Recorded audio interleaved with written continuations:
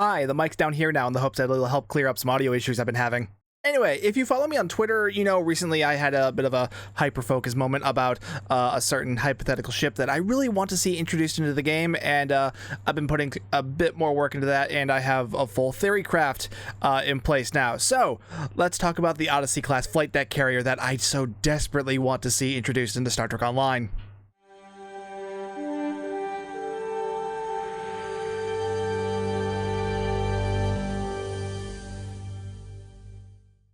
Here I go again, talking about a ship that's probably never going to exist, but you know what? I'm going to do it anyway. So, why an Odyssey flight deck carrier? Obviously, this idea is very self-serving. You guys know that the Odyssey class is my favorite ship in Star Trek, and that I really do love pet builds. So, obviously, I would want a version of the Odyssey, my favorite ship, to have 2 hangar bays so I can get a version of it with as many pets as it could possibly have. There are currently 2 Dreadnought versions of the Odyssey, the Lexington and the Verity, but those only have 1 hangar bay, and I'm kind of going for 2 here. And why shouldn't the Odyssey class have 2 hangar bays? This thing is freaking enormous. You look at it in comparison to like the Sovereign or the Galaxy class. This is a very large ship. And even looking at other flight deck carriers, it's way larger than a lot of those. Like the Discovery Constitution, that's got 2 hangar bays. The Friendship, that's, you know, it's longer, but it's also much flatter than the Odyssey class. That has 2 hangar bays. The Rampart, the Gamor, the Silic, all of these are smaller than the Odyssey class, and yet they all have 2 hangar bays. Obviously, this argument could be applied to other ships too, like the Galaxy class, for example, but, you know, one thing at a time. Now, this theorycraft goes beyond just slapping 2 hangar bays onto any old Odyssey class that already exists in the game. The idea here is to, one, to have as many pets as I can onto the build, but also to be further optimized for a build that I really enjoy in this game, my Odyssey Summoner build. All right, let's take a look at the spreadsheet. So, like with my past theorycraft videos, what I did was take a bunch of ships that are similar to what I have in mind, mainly a lot of flight deck carriers, as well as some other variants of the Odyssey class, as well as one of the support carriers. I'll get to why that's there in a little bit. But what it is, put these all up for comparison, and then use this as sort of a jumping off point for constructing these stats for the hypothetical ship that I'm wanting to make.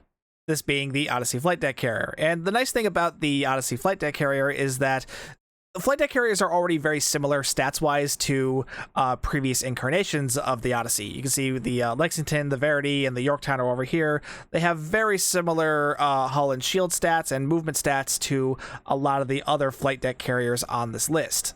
So it was very easy to come up with something that's kind of in the middle ground for all of these. So what I chose for the hull modifier was 1.4, giving it a little bit more than the Lexington, but about the same as the Verity, a bit less than the Yorktown, and again, it's about average compared to several of the others. Shield modifier of 1.15, so about the same as Lexington, a little bit more than Verity, a bit more than Yorktown, but again, about in the same range as a lot of these others. Some of these go as high as 1.3, some of them go as low as 1.1. I did the same thing with the movement stats. For the turn rate, I gave it 7.5, which is a little bit less than Lexington, a little bit more than Verity, but you know, the rest of them all fall within line of about 6 to 9 degrees per second for the turn rate. So, you know, it seemed like a good middle ground. Same with the impulse modifier, 0.16, and an inertia rating of 35. Just, I wanted it to feel similar to the Lexington, but not exactly the same. So that was kind of the goal here. But again, it all falls within line of any other flight deck carrier, so it's nothing super unusual that I'm doing. As you can see in the name, I'm wanting this to be a Miracle Worker flight deck carrier, so I did give it appropriate power levels, giving it plus 10 to weapons, plus 5 to shields, plus 5 to engines, and plus 10 to aux. I really wanted to emphasize the weapons and the aux because those are going to be the most important power levels for this sort of build, because being a Miracle Worker, it's going to be an energy weapon build for the most part, but still focusing on the pets, and pet builds want to have more power in the aux levels because your aux power will also influence the cooldown rate of your hangar bays. And then I just threw in 5 to shields and 5 to engines just to kind of round it out a little bit. While I would love to throw that plus 5 to each of those into either the weapons or the aux power, it didn't seem that appropriate, especially when you look at the other Miracle Worker ships on here, like the Lexington and the Constitution Miracle Worker. Those power levels are also very spread out among the 4 different subsystems, so I didn't want to heavily focus on 2 or 3 of them and then leave one out entirely. So I wanted to keep it as spread out, and this seemed like a good compromise while getting as much as I wanted out of the build, mainly focusing on weapons and aux while still giving a little bit to shields and engines as well. Obviously, I want a 5-3 weapons layout on this build because, one, we don't have a 5-3 Odyssey, and two, it's always been the case of anything that 4-4 can do, 5-3 can do better. That includes broadsiding, that includes forward-facing builds, and those are kind of the only two options. But yeah, 5-3 is the better way to go. 4-4 has no place in the current state of the game, and I really wish they would just finally give it up already. More than that, it is also not out of the ordinary to see on a flight deck carrier. Look at the Constitution flight deck carriers. Look at the Cardassian flight deck carrier. Look at the Silic. All of these have 5-3 weapons layouts, so I don't see why the Odyssey flight deck carrier should be any different. Obviously, it'll have 4 device slots, but the important thing here is the bridge officer seating. This one, I admittedly got a little weird with, having a Lieutenant Commander Tactical seat, a Commander Engineering / Miracle Worker, Lieutenant Commander Science, and Lieutenant Commander Universal / Pilot. Now, a few notes on this bridge officer seating, mainly the pilot seat, because I know a lot of you are going to want to fight me on that, but that is there for a very special reason. That is because pilot seating has 2 abilities that are going to further emphasize on the pet-themed idea that I have for this ship. Reinforcement squadrons and deploy countermeasures. I want to have reinforcement squadrons on the build because this is capable of summoning more pets. Mainly, this will summon in 4 additional runabouts that will have various abilities depending on what rank of the ability that you have. Obviously, I can't have the commander level rank because that is that would mean the Odyssey would be a full pilot ship, and obviously they're not going to do that. As much as amusing as it would be, they're never going to make an Odyssey class or any ship as big as that with full pilot maneuvers, so that means there's going to be no commander pilot seat, but we can at least get a lieutenant commander pilot seat, so that means we would get 4 additional pets onto the build. The other one, deployed countermeasures, is a little different because this one does technically summon in additional pets, but they're holographic decoys. They'll target targetable torpedoes and mines. They're immune to kinetic damage for a short time. They're not super useful, but it's more of an aesthetic thing because the decoy versions that it'll summon will be copies of your own ship. So with the Lieutenant Commander version of this ability, this means I could add 6 additional Odyssey class ships to the Odyssey Summoner build. Another reason to put a pilot seat onto this flight deck carrier is because it's never been done before on any previous carrier, and I mean any version of the carriers. I mean, the Dreadnought carriers, none of them have ever had a pilot seat. The escort carriers, we've only had one so far. It didn't have a pilot seat. Engineering carriers, as bad as those things tend to be, none of them have ever had a pilot seat. Science carriers, shockingly, none of them have ever had a pilot seat. Same with the flight deck carriers that we're talking about today. None of them have ever had a pilot seat. Even the heavy dreadnoughts, which those are a special case, being dreadnoughts with 2 hangar bays. It's the Enterprise J. None of them ever had a pilot seat. So it's honestly surprised me because we've had secondary seating on pretty much all of these. That's been a vast variety of any of the specializations, but they've never done pilot on any single one of these. So why not?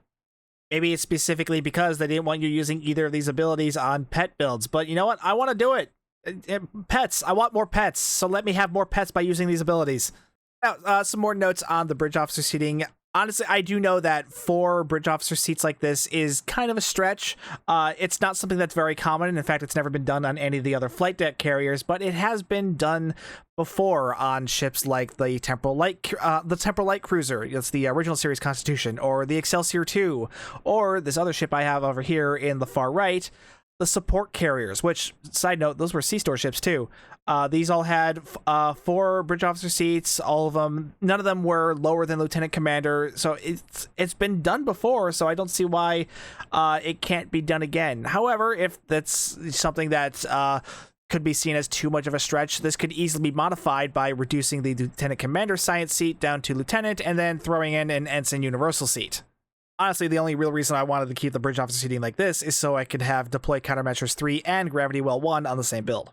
For the console layout, really the most important thing here is that it have 5 engineering console slots, because that way you can maximize either the advanced hangar bay consoles or the isomag consoles, because you're really only going to go with one or the other there. Maybe you can mix and match them because you technically could, since they're both advanced engineering, but mainly those are going to be the most important thing on here, because it's going to be very emphasized on either energy weapons or the pets. So the tactical consoles, the science consoles, I just put 3 and 3 just to kind of even it out. You could play around around with those numbers if you wanted, but I just let them even because the bridge officer seating is also fairly even. And then of course, because this is a miracle worker ship, they would have a universal console slot too, which you could then bump up to 3 if you upgraded this thing to T6X2. And then the rest of it is pretty much what you would expect. Obviously, it would have 2 hangar bays. It would have the flight deck carrier mastery package. It would be a full spec ship, so it would have the innovation mechanic and the that special quantum slipstream drive that miracle worker ships get. So primary miracle worker, secondary pilot. It wouldn't have any super special abilities. It wouldn't have a cloaking device because it's not an Intel ship, and it wouldn't have a spinal lance because flight deck carriers don't get spinal lances. This isn't a dreadnought. Which, frankly, not giving this thing a spinal lance, I think, is actually kind of important, because that way the Lexington still keeps its identity of being a dreadnought. You can't just, take all the good parts from the Lexington and then throw them onto another ship. They have to retain their own identities, and this ship's identity is that it is a flight deck carrier. It is going to primarily focus on the pets while also being fairly tanky with some, a good amount of energy weapon focus. Whereas the Lexington, it's still going to be much more tanky, but it's going to be more offensive based because it's the dreadnought. It's going to have a lot more tactical seating. It's going to have more intel seating on it too. This is going to be, they're going to feel similar, but their actual layouts are still going to be very much their own. So going beyond the spreadsheet, I also went to the trouble of making a sort of a mock-up of what an actual build on this thing would look like. And obviously I've done my best to kind of recreate the Odyssey Summoner build onto this thing, while also putting in some of the changes that I would like to see with the different seating on this thing that this thing has, mainly the pilot seating, so it would have deploy countermeasures and reinforcement squadrons, which I very much want to have on this ship. So obviously in the notes, this ship isn't real, but I really want it to be. With this setup here that I have up here, I would be able to summon up to 18 different Odyssey class ships with a single activation of each ability. That's not counting Black Alert or any repeat abilities that I'm able to activate again before the cooldown timers go off on the original summon. I'm pretty sure it's 18. I'm not 100% sure on that, but I'm pretty sure my math is right on that one. But either way, keep in mind most of those are going to be coming from the deploy countermeasures, because that deploys 6 Odysseys plus the 5 that you get from the Temporal Disorder console that recently came out. So that's where the bulk of those are going to be coming from. The rest of them are only going to summon 1 or 2 at a time. Obviously, I went with Isomags here, but I could easily swap over to the advanced hangar consoles because they will have more emphasis on pets. Also, swapping in the Hydra console would be a pretty good idea too, because the reason I took that out of the updated version of the Summoner build was because the Hydra console actually doesn't work on a lot of the summoned in Odysseys, but with all the hangar pets running around, Hydra would actually be a pretty good heavy hitter console. Of course, the downside there is, what do I take out? I've already got so many consoles in here that I really just don't know if I want to depart with. So it's I need more console slots, T6X3, when? As I said earlier, 4 bridge officer seats is rare, but it's not unheard of. But at the same time, Cryptic might think differently, that it's not something that would be good for this ship, especially if this is going to be a C-Store ship, which, I mean, we all know we want it to be. So maybe breaking this into 5 seats might be better. So alternatively, cut that lieutenant commander science seat down to lieutenant, and then throw in an ensign universal, which honestly in some ways might actually be better, because that way I could throw in another engineering officer in that universal and make a little bit more room for construction shuttle wing, which in that case that's more pets, which is always fun. Granted, they're not very useful pets, but still, I mean, they'll trigger with the Hydra. Losing Gravity Well would kind of suck, but at the same time, that would be one more thing to kind of differentiate this thing from the Lexington, because Lexington still has enough bridge officer seating to use Gravity Well. Now, while I really want this to be a Miracle Worker ship, because, like I said, I really want that extra Universal console slot, and if anything, I actually want more console slots, but admittedly, Miracle Worker has been done because Lexington is also a Miracle Worker ship, so admittedly, you could go with Command instead.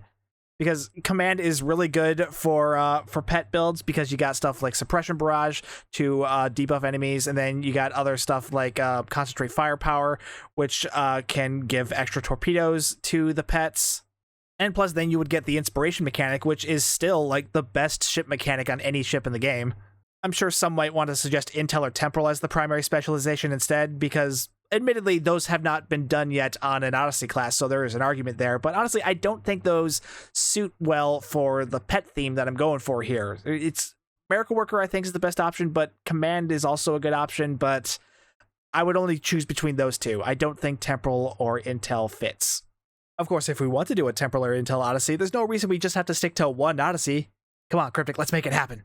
And then, of course, there's the last question of, would asking for the wingman mechanic be asking too much? And obviously it would be, but I'm still going to anyway, because think about how cool it would be to have the wingman mechanic on this thing. Not only do you have all the pets, then you get 2 more pets as the wingmen. And frankly, the wingman mechanic is the most fun mechanic on any ship in the game. And I hate that they restrict that to Jem'Hadar ships, or Jem'Hadar Vanguard ships, because I mean, I don't know. I just don't dig the Jem'Hadar aesthetic. So it sucks that that is restricted to ships I'm just not into playing, because it's such a fun mechanic and I want to use it more, but I just don't want to, and it makes me sad. And I think it would be really cool. I'm not saying they have to put the wing mechanic on every ship. In fact, I don't think they should put it on a lot of ships, because otherwise, then any ship that doesn't have the wingman mechanic just wouldn't be like, it wouldn't be used, because why use those when you can have a similar ship with the wingman mechanic on it? But I do think it would be really cool to have like a version of each faction's flagship with the wingman mechanic, because if any ship's going to have wingmen, it's going to be the flagship.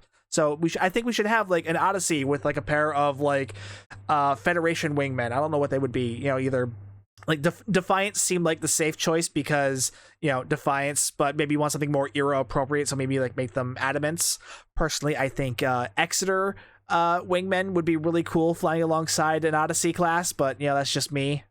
But then you can make like a new Bortosk with Bird of Prey wingmen, and a Scimitar with the Malum Warbird wingmen, and the Jem'Hadar Vanguard Dreadnought. Of course, we already have a Dreadnought Vanguard, but we can make a better Jem'Hadar Vanguard Dreadnought with wingmen, because the current Jem'Hadar Vanguard Dreadnought is kind of meh.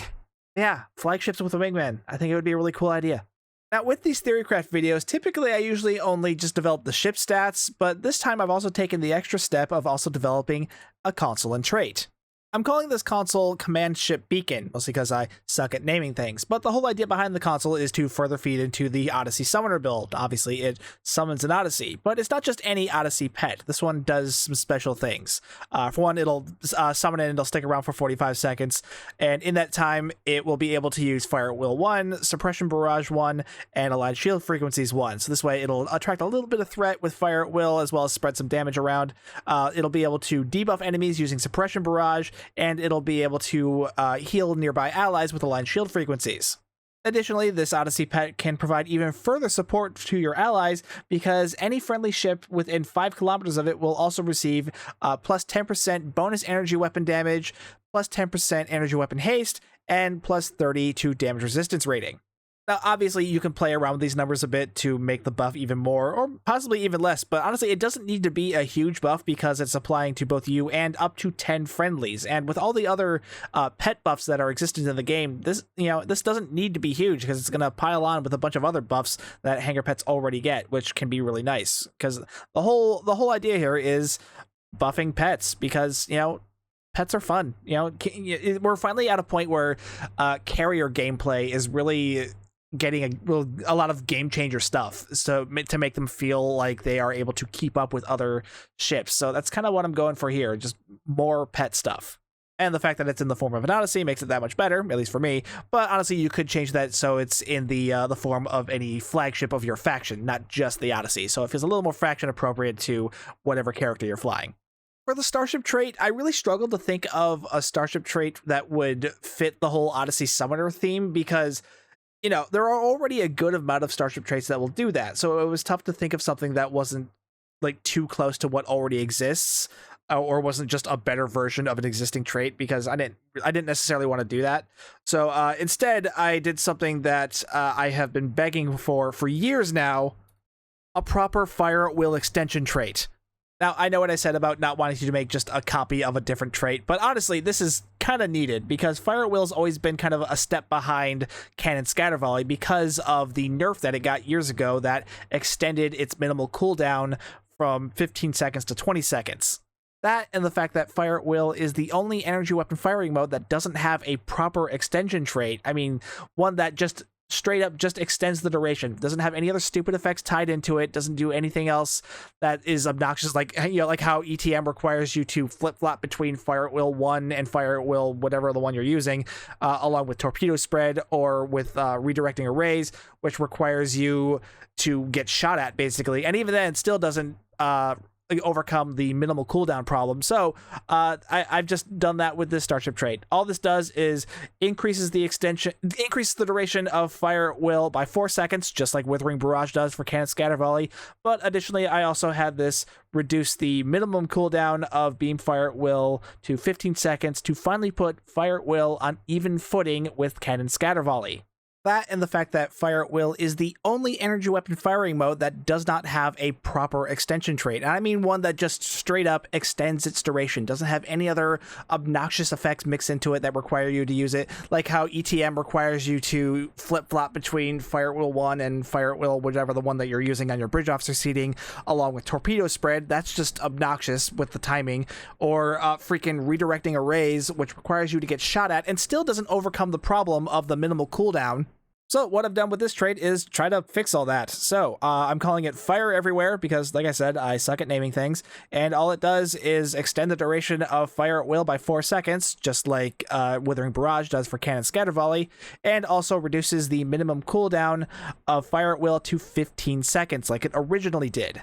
Alternatively, they could just bring Fire at Will's minimal cooldown back down to 15 seconds without having to make it part of the Starship trait, but, you know, whatever. I don't really care how it's done. It's just, this needs to happen because Fire at Will was a lot of fun, but it has a lot of little caveats in it that makes it really obnoxious. Like if you're using ETM, you cannot use a Maelstrom torpedo or really any other torpedo that has a cooldown over 10 seconds, and that's annoying.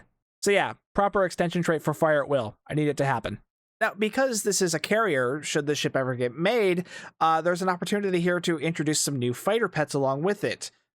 While I was talking to Endeavor about all this, he suggested the Valkyrie Mark IIIs, or whatever the heck these things are called, because this is another playable fighter pet from Star Trek Invasion, so this could be introduced into the game through this ship, because obviously we already got 2 other versions of the Valkyries, so why not one more?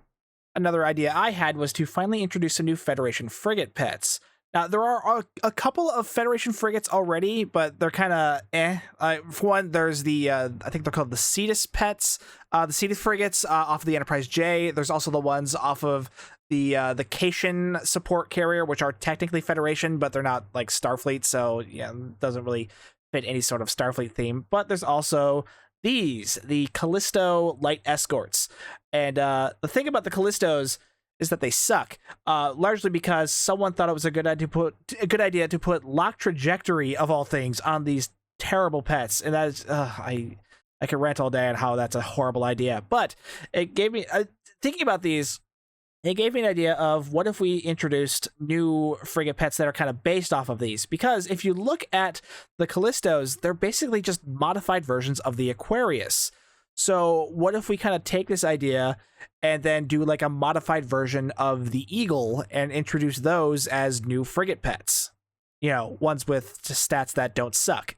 I guess I shouldn't talk too much crap because it's not like I went to the trouble of making stats for these hypothetical pets, but new Federation frigate pets I think would be a really interesting idea, and it was something I would love to see introduced. And I think like the Eagle would be like a really good platform to do like a modified Callisto off of, especially because, you know, the Callistos already have kind of a connection to the Odyssey, given that the you know, it's a modified version of the Aquarius, which is very much an Odyssey thing, despite the fact that these actually come off of the Jupiter, which there's another one I can rant about all day and why it's terrible. But if we're doing updated versions of the Callisto, may as well do it on a ship that's not the Jupiter, because it makes me laugh because the Jupiter is horrible and I hate it. Anyway, though, but yeah, new frigate pets, I think it would be an interesting idea.